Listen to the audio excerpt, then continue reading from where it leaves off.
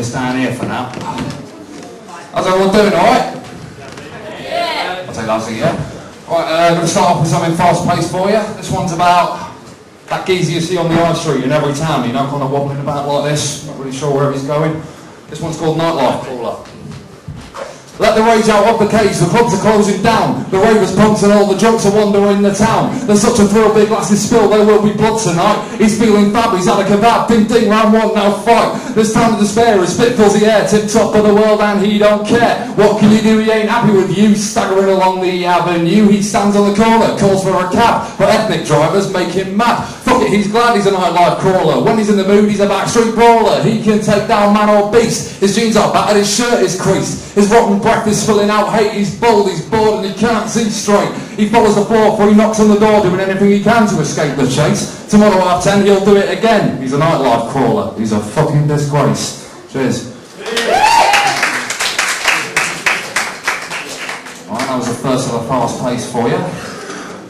Alright, this next one is a little story about a geezer who just took the wrong path in life, basically. It's called Johnny Was a Rude Boy.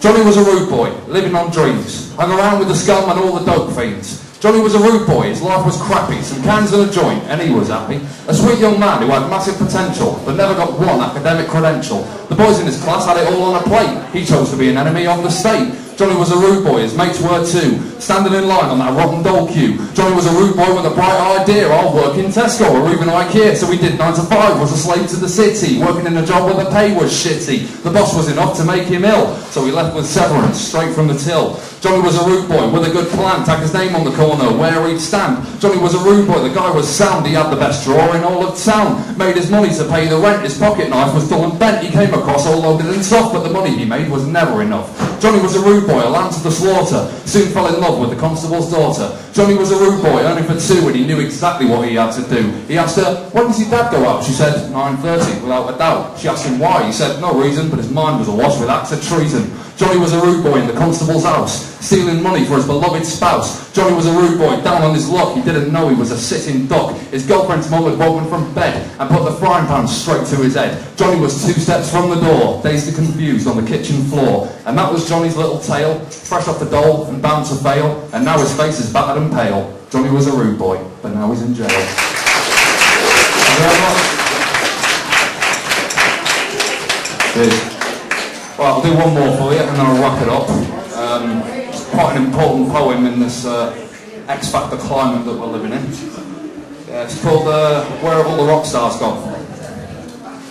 Where have all the rock stars gone? The ones who used to write the songs. Why are they taking so damn long? Or where have all the rock stars gone? Pete Doherty could do us no harm if he just took the needle out of his arm, and I bet Jimi Hendrix could mash up the place if he picked himself up and got the sick off his face. Was John Lennon anywhere to be found when the bombs in Iraq made a horrible sound? We've still got Ringo in his Liverpool tune, but he lives in Barbados, the silly buffoon. It's looking grim upon the basis. The talented one has left Oasis. Don't give me Pink Floyd, that's a definite no-no. You don't need 2 hours for a guitar solo. It ain't been the same since Strummer fell dead, or when John Rotten's praise went straight to his head, or when Townsend smashed up his hard-rocking Fender, or when Keith Richards just had to surrender to all the drugs and groupie fun. And who gave Kurt Cobain that gun? He was clearly unstable and dosed up on smack. Of course he would end up dead on his back. But I suppose if Courtney was a wife to you, you'd want to do yourself in too.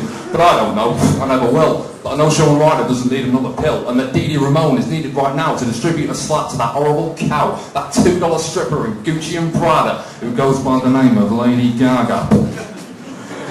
Ozzy was good before that mistake of drinking too much and then starting to shake, and having a manager who's also his spouse who won't even let him open his mouth. Is a simple rock star really too much to ask? Is too many drugs an impossible task? Good old Bon Scott could take them and smile, and we haven't seen nothing like that in a while, so call in on Joplin and Jim Morrison, on Looney Keith Moon and George Harrison. Where are you all? It's been too long. Where have all the rock stars gone? Cheers. Thank you very much.